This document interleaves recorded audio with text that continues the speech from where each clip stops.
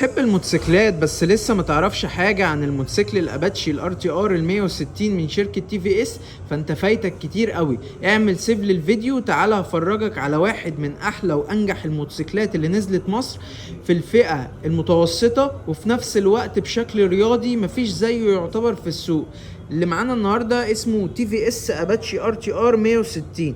بينزل لنا بواحد من احلى المواتير اللي ممكن تجربها، 160 سي سي من شركة تي في اس الهندية. بيجي لك 4 صباب. الموتوسيكل ده اداؤه هيبهرك وهيسيب اثر جامد جدا في ذاكرتك. بينزل استراب بالكامل. موتوسيكل خامته محترمة جدا وعليه ضمان سنتين او 30,000 كيلو.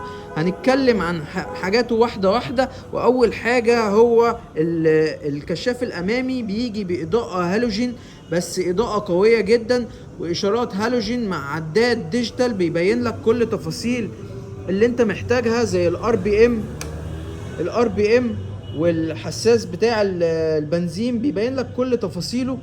كيلومتر. موتوسيكل زي ما احنا شايفين بينزل بفرامل امامية وخلفية باكم، ادائها ممتاز جدا. الجنود بتاعته كويسة بمقاس 17.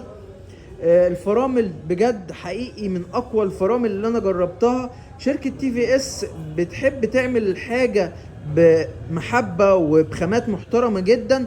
غير ان التوكيل بيديك الضمان سنتين او 30,000 كيلو، فانت مش هيحصل اي مشكلة في الموتوسيكل لفترة كبيرة جدا. هتجرب موتوسيكل لأول مرة بخامات محترمة جدا جدا. متوفر لدى معرض مكنة وسكوتر، قسط وكاش، جميع الالوان متاحة، موديل 25.